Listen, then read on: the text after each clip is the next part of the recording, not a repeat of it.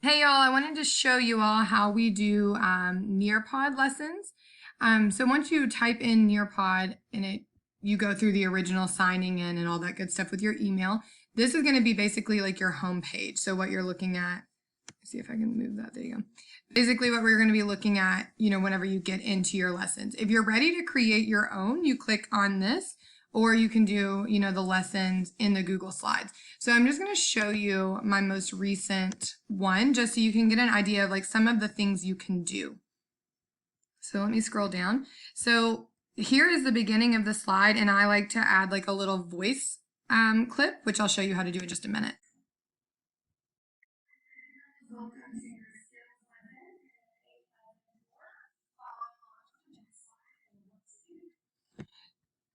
So once that's done, they can go to the next slide. And on the next slide, I added in they're learning their letter sounds. And then this is a sight word review that I created from our sight word. So it's just a YouTube link that I uploaded to YouTube. I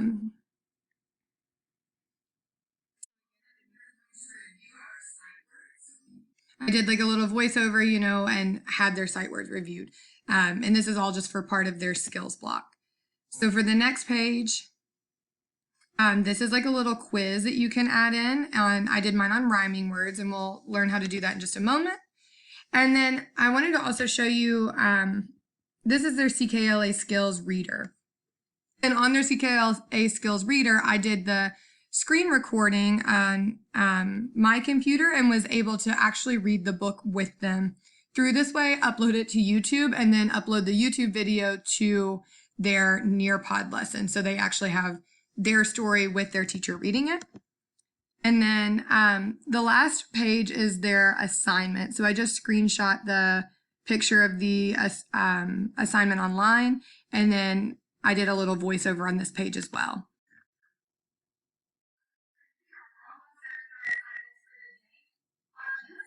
And that way you can give them some direction on what to do. So now that you've seen one, I wanted to show you how to build your own. So when you're ready, you come in, and I always do a lesson in Nearpod. You click that button, and you're going to start by adding a slide.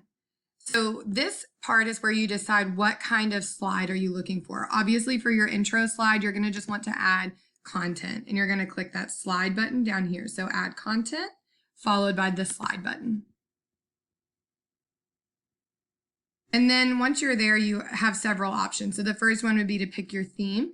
A little thing that I'm doing for my classroom is I'm trying to keep all of the themes for each grade or for each thing separate. So like all of my CKLA lessons are done in this theme, whereas read alouds or something might be done in this theme, but just to kind of keep a visual separation of the subject areas. So pick your theme, add your title. Let's see, so we're going to do how to make a Nearpod. And then this is where you can add your visuals or, anything that you want in that way. So for this block, you have a couple options. You can either have a picture, on a different, on like a different page that you click and drag over into this area, or you can press this plus button, and that's where you can decide, do I want to add text, a video, an image, or a GIF? If you wanted to add text, click there, and then you can just start typing. If you didn't want to add the text, you click the delete button, and it takes you back to the original. If you wanted to add a video, you're going to click the video button. And here you can search videos with YouTube. So if you type in, like your channel or whatever, you'll have access to all of your YouTube videos that you've uploaded. So say you wanted to upload a morning meeting little thing, you could do that. Or if that was the wrong option for you, always go to delete, go back to the ad. The image search is really neat here, and it can save you a lot of time by just searching right here with Google. So let's say I wanted to add the Nearpod icon because I'm building a Nearpod how-to. You just click the picture that you want, press save, and it puts it right there. If it's like a book, I've noticed that sometimes the image is too big, so you've got this handy dandy minimize or plus sign, I guess. You can make it bigger or you can make it smaller. If that's not the option you want, again, you have the option to delete, and then you can add a little GIF, which you can search and add that way. I haven't used that very much, but it's always an option. When you've added your visual, so let's go back and add the Nearpod visual. Once that's done, your next step is going to be to decide, do you want to add a little bit of an audio, or are you ready to move on? Let's say you wanted to add an audio, you would click here, and then you're going to go to the audio recorder. This is where you can record your voice to kind of narrate the slide and let us know. So you might press the start recording and say something like, "Hi friends, this is Sierra checking in to show you how to create a Nearpod. Tune into the next slide to see our next step." You press that pause button and then save, and then it's automatically on there. And once you're done with that, always press save and exit. So this is a little bit different than PowerPoint in that it's asking you to save each slide individually. So once you save it, you're good to go. Next, you're going to add your next slide. And let's say that this time you wanted to add a YouTube video right out of the gate instead of adding a visual. So you're going to add web content, and automatically you can add in the URL. Typically I do YouTube videos on this slide, but it could be maybe a link to Clever. It could be a link to, a shape review website, or any kind of website that you want your kids to do. Let's say you do, iReady math. And that was a thing, then you could just click, that link and add it in right away. When you're done, you save it and it's ready to go. Again, I'm going to do a YouTube link, but it can be for literally any website that you want to add to your Nearpod.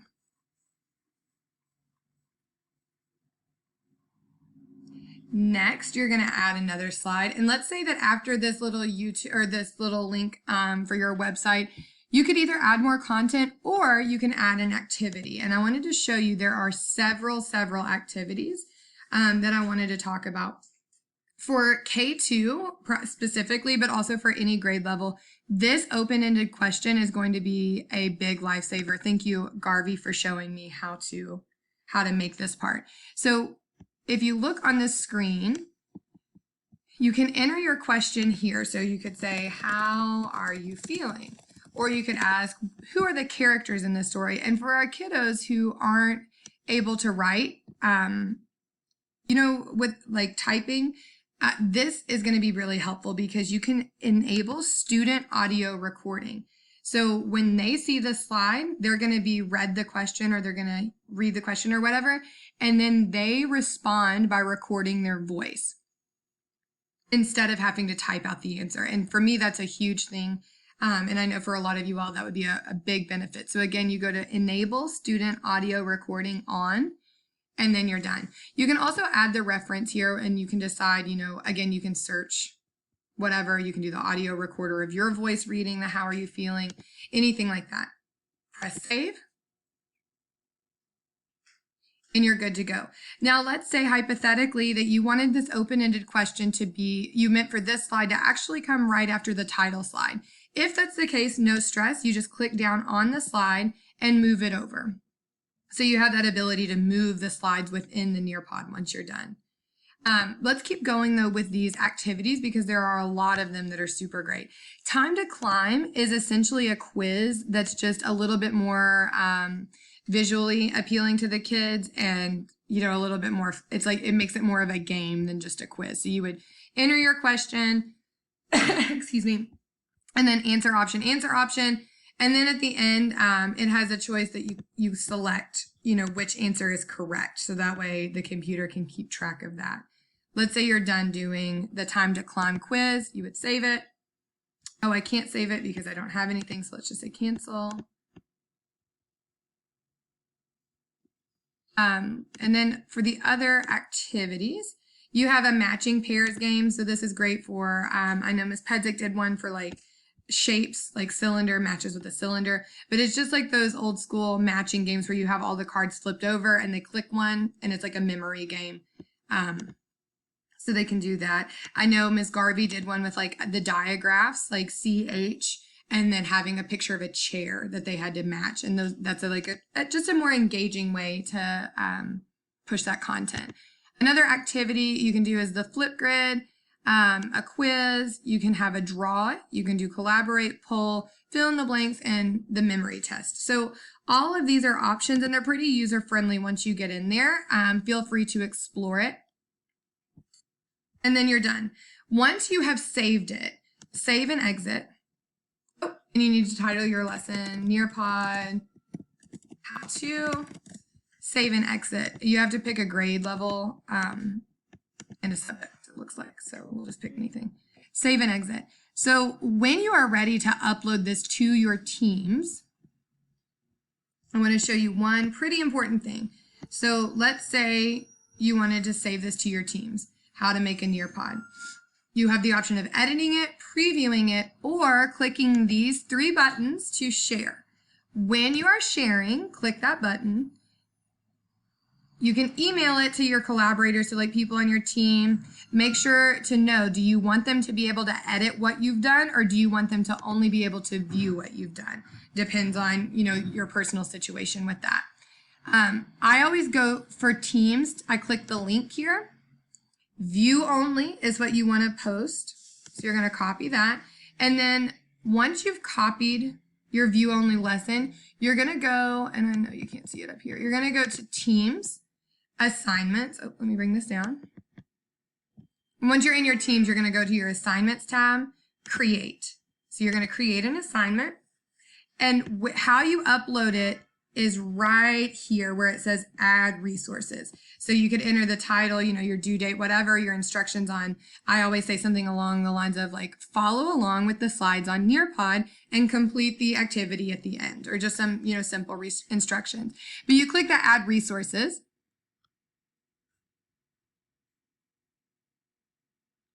And you have the option of, the OneDrive, the class notebook. For us, we're going to do the link because it is a Nearpod link. And then you're going to paste that in to your share Nearpod. Enter text to display. Again, you could do some kind of instructions or anything like that, and press attach. Once that is attached, you can, follow along with the rest of the instructions. I'm going to discard this one because I don't want to post this how to Nearpods in my classroom, but I will show you what it looks like. So let's say you go to one of my older Nearpods and you do the student view. This is what the students are seeing. You've got your instructions. Please follow along with the slideshow and practice our new tricky word, blah, blah, blah. Reference materials, and this is where you see the link to my Nearpod. So all they have to do is click that. It takes them right away to the Nearpod and to my lesson that I've worked on. Before I go, I'm going to leave you with this one little thing. When I did my first Nearpod, it took me a very long time in comparison to where I'm at now. I would say over an hour and 15 minutes. It takes a while to get used to your voice recordings. It takes a while to get used to searching and doing all of that stuff. Stick with it. And if you do that, I'm now to where I can do a Nearpod, and I would say about, 15 to 20 minutes, depending on the content. So just like with anything else, go slow at first, build up your skills, and then once you're there, you're there. I also forgot to show you one other quick thing. Let's say that, let me go back to editing this slide. Let's say that you made a voice recording for that first slide like we did, and you didn't like your voice, or you accidentally, said something you didn't want to say, or for whatever reason you need to redo it. There's this little trash can right here. You can delete your audio at any time. So that's all I have for how to make a Nearpod. If you have any questions, you can contact myself or Miss Garvey to move forward and answer any questions. There are a lot of deeper resources and things that you can do with a Nearpod, but for now this is just an intro to it. All right, that's all I have. Good luck.